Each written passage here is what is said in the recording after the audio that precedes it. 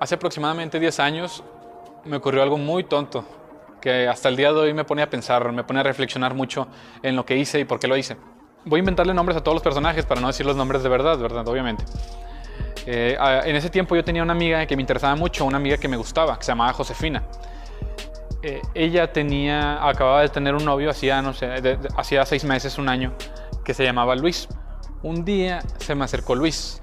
Se me acercó algo errático, muy alterado, diciéndome que él todavía quería mucho a Josefina.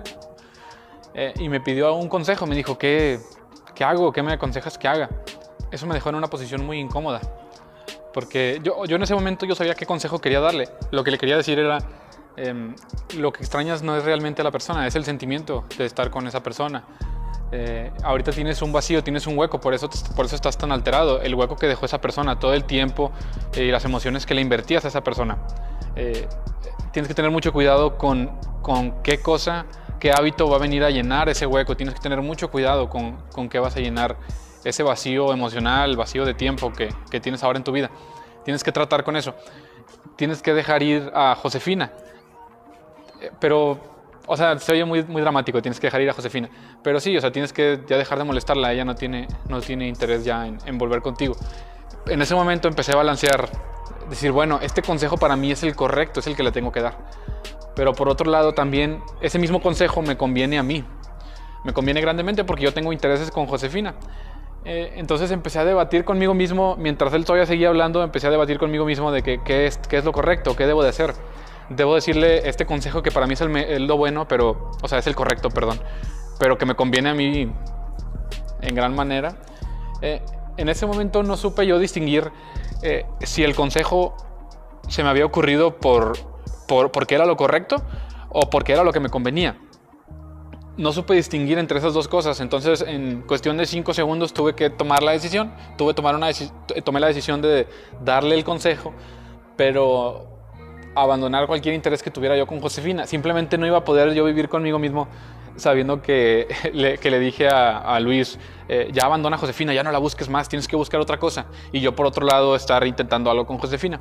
No podía vivir conmigo mismo si hacía eso. Entonces tomé la decisión de decirle el consejo que creía correcto y abandonar las intenciones que tenía yo con Josefina.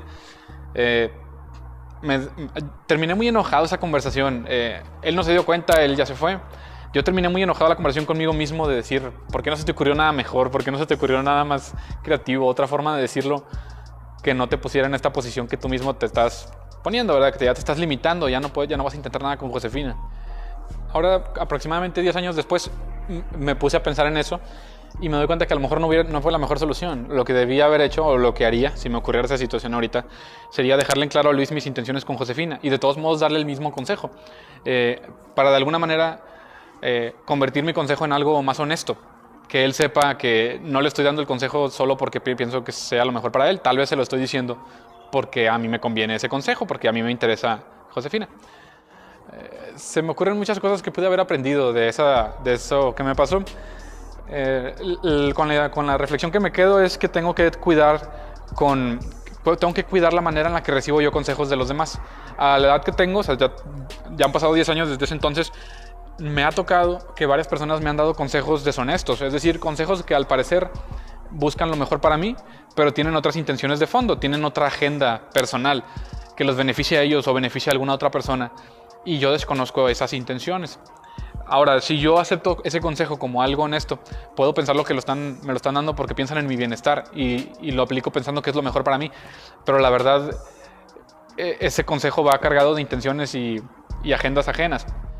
También, como continuando la misma reflexión, tenemos que tener cuidado con cómo damos los consejos.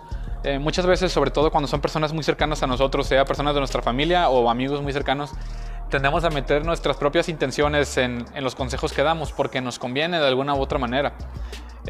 Por poner un ejemplo así muy burdo, el aconsejarle a alguna persona que no estudia alguna carrera o que estudie alguna carrera simplemente porque lo queremos tener cerca o no queremos que se aleje, que se vaya a estudiar a otro lado. Es un ejemplo muy burdo, pero tenemos que tener cuidado con cómo damos los consejos, que estamos poniendo todas nuestras intenciones de frente antes de dar un consejo. No estamos intentando engañar a una de las personas que se nos acercan para pedir consejo. Es muy fácil y es muy cómodo dar un consejo deshonesto.